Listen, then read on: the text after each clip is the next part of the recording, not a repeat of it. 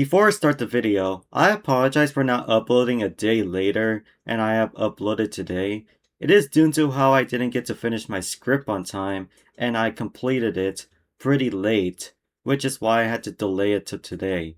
So yeah, thank you for understanding this message and let's get right to the video. Warning: the following content contains a lot of spoilers. If you don't want to get spoiled, feel free to click off this video and watch a different video of mine. You're free to come back here after you completed the anime. Viewers' discretion is advised.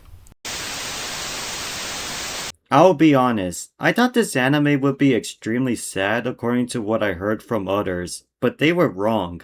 This anime is actually really great and ended well. Before I explain, let's get right to the introduction.僕だけがいない街, also known as ERASED, is based on a manga series written by Kei Sanbe. It lasted over 8 volumes, or 9 if you add the spin-off, and 44 chapters, or plus 5 from the spin-off, from 2012 to 2016, and once again ended in 2017 due to the spin-off, while the anime series was released in 2016 and lasted only 12 episodes. It was animated by A1 Pictures, an animation studio that animated a lot of other well-known anime. Alright, let's get right to the plot.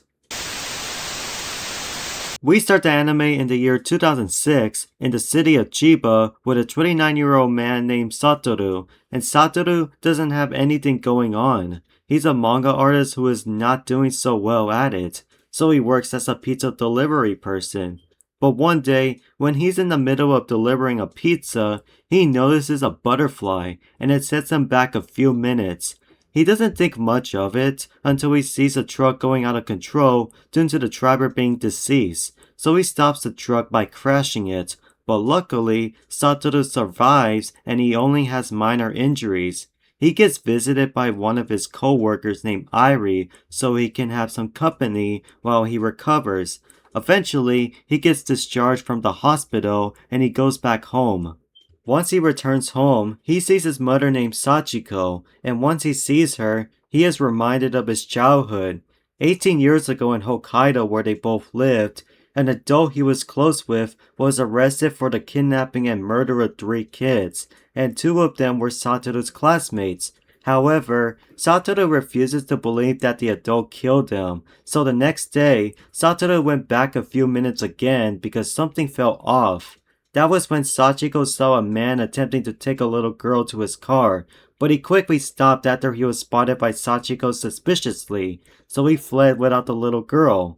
Later on in the night, Sachiko put 2 and 2 together and realized that the attempted kidnapper was the one who committed those murders 18 years ago. But before she can release that info to anyone, the kidnapper enters Satoru's apartment and murders Sachiko. Later on, Satoru discovers her body, and for whatever reason, he's the one who gets accused of killing his own mother, so he runs away. But in the middle of running away, he goes back 18 years to when he was 11 years old in 1988 as an elementary student in Hokkaido.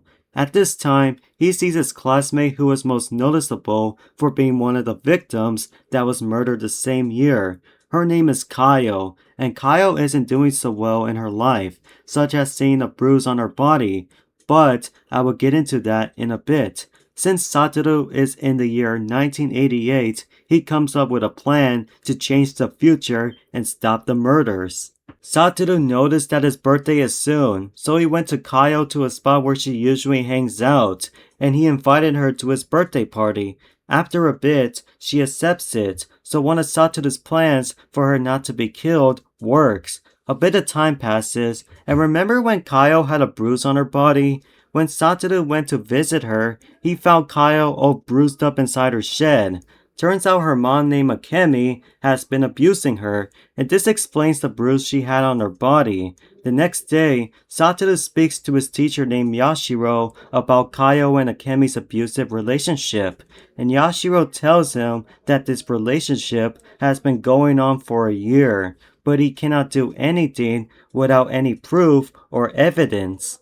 After that, Satoru decides to spend his time with Kyle so she won't die. They go together in the mountains, they take a trip to the science center, and they celebrate their birthday, which Kyle coincidentally has the same birthday as Satoru. However, even though Satoru changed history, Kyle doesn't show up to school the next day. To make things even worse, the other two students also disappeared. So a few days later, Satoru sees Akemi throwing away Kyle's things into the trash, and this makes him return to the year 2006, where he's still on the run from the police. While on the run, Irie keeps him safe. The crazy thing about this is that the future did change due to how the date of Kyle and the other two kids' deaths was on a different date. Plus, the serial killer is still out there. Speaking of the serial killer, Irie's house catches on fire, but luckily, Satoru saves her before she would have died. Even though Satoru saved Irie, people started accusing Satoru of trying to murder Irie, and Irie has been trying to tell others that Satoru saved her, but nobody believes her. Eventually, when she's discharged from the hospital and hangs out with Satoru under the bridge, the police arrived and arrest Satoru. While he's being taken to the police car, he sees his mom's killer. Since I forgot to mention, Satoru saw him exiting his apartment where his mother was. Before Satoru can go inside the police car, he yells out to go back in time, which he successfully does. From here, he starts taking everything seriously. He starts taking Kyle to safety so she won't get murdered or anything, which for a couple of days, her mother Akemi doesn't even care if Kyle is missing or away from home, making her a bad mother. But you will be happy with what I will say next. When Kyle returned home, Satoru and Sachiko both showed up with her to confront Akemi. Even Yashiro and the specialist show up to speak to Akemi. Akemi tries to run away with Kyle to try to report everyone involved in her turf to the police, but Akemi's mother shows up to pick up Kyle and take custody of her. Eventually, Kyle is now with her grandmother and away from Akemi, which is the end for Akemi. Oh yeah, the other two victims ended up being one of Satoru's friends and another female student from another school, but thankfully, they ended up being fine. So this last part is where we finally find out who the serial killer is. When Satoru believed another student was in danger, he saw a suspicious truck in the area. Once he saw Yashiro, he entered his car and told him to follow the truck. After a while inside the vehicle, Yashiro says the most unexpected thing he can say to anyone. Yashiro reveals that he's the killer, and he reveals that the car he's in is stolen. Yashiro then drives to a frozen lake and attempts to kill Satoru by leaving him inside. Before Satoru can die, he yells at Yashiro that he knows his future. Then the screen goes black. 15 years later, Satoru wakes up from a coma, which means he survived. The unfortunate thing is that he doesn't remember his memories from the past events, not even who tried to kill him, so he starts developing his movements and memory slowly. After a while, Yashiro shows up, and Satoru starts remembering his memories. So when both Yashiro and Satoru go onto the rooftop, both of them starts arguing after Satoru tells Yashiro about how he knows his crimes. During this argument, Yashiro reveals that he saved Satoru after what he said before drowning and going into a coma. Yashiro also reveals he was planning on murdering again. By the end of the argument, Yashiro pushes Satoru off the roof to make it look like Satoru jumped off, but luckily, his supporters saved Satoru by using a safety airbag for him to land on. After that, Yashiro finally gets arrested for attempted murder. 7 years later, Satoru has been out of the hospital and he becomes a successful manga artist. In the end, he goes under the bridge where he sees Irie, which means the anime ends with this scene being the exact time and date involving his last future trip while he was arrested.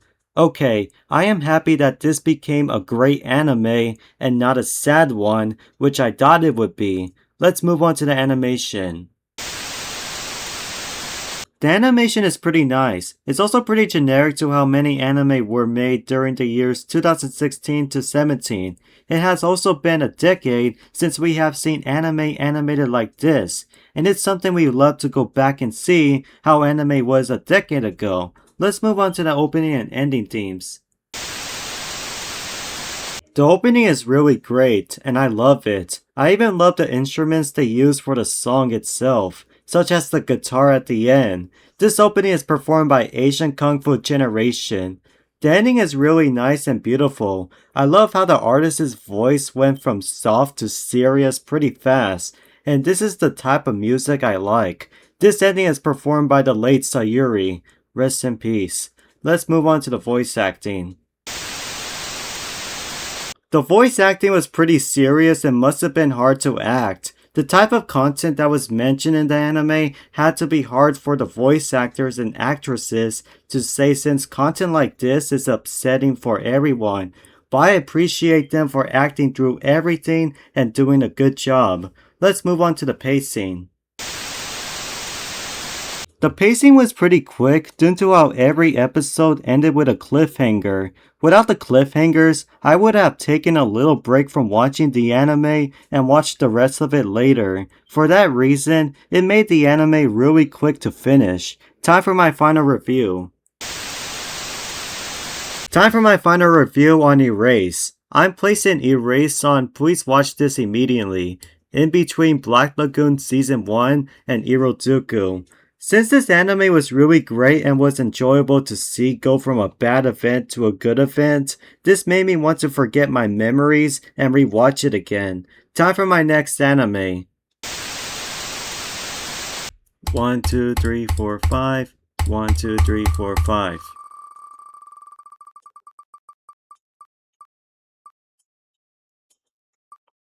The legendary hero is dead.